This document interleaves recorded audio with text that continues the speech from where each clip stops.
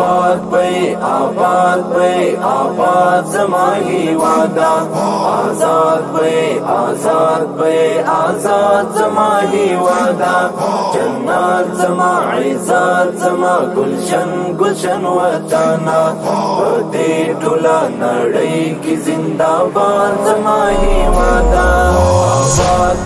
آباد بی آباد زما هیوادا آزاد بی. کندهار ښاروالي په ښار کې د غیر ضروري او غیر معیاري جمپونو د لرې کولو پروسه راپیل کړه. په دې پروسه کې به د کندهار ښار په 15 ناحیو کې ټول هغه غیر ضروري او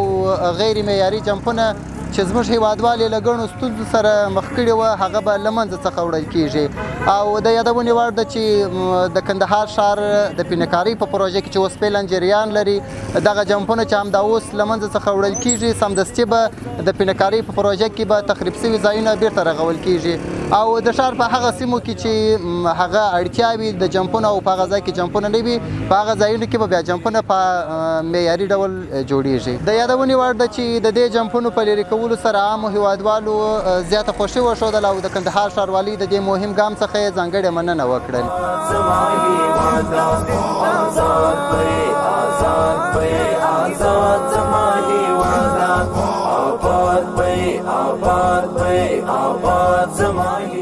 د خلکو د مقررو غوښتنو پر اساس یعنی د کندهار ښار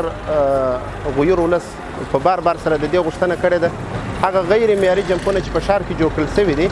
او ولس ورځنې په تکلیف دي په ستونزه کې دي نو د کندهار ښاروالۍ د جناب ښاروال صاحب د هدایت سره سم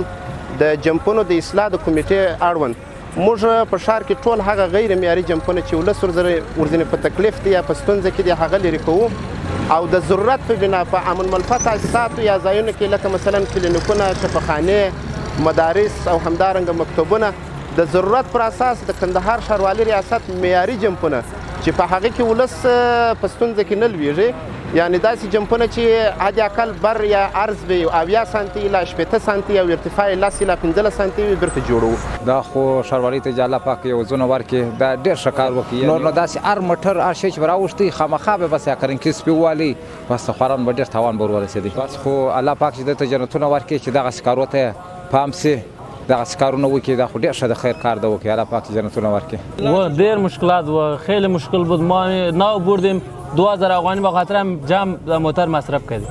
حالا سم شده خدا شکر بعدش جمع دیر کشته جور شده موتران خارج موتران دی په خارج که جمع دیر کشته دی و جمع زیاد بالاست جنه با خاطر همین که حال جمع خوب پایین جور شوه نه بالا جوړ نشوه. دا خو بیخي ښه کار وکړي دلته خپله موټر لرم چې ډېر وخت پر دا لار نه سوی راکتلی بیخي غټ جمپونه و ده هر موټر پر موږ لیدی ښاروال صاحب یې کور ودان چې داسې جمپو ته یې پام شته چې دا باید چې په ښار کې په هر ځای کې چې ایستی سي. زما هیواده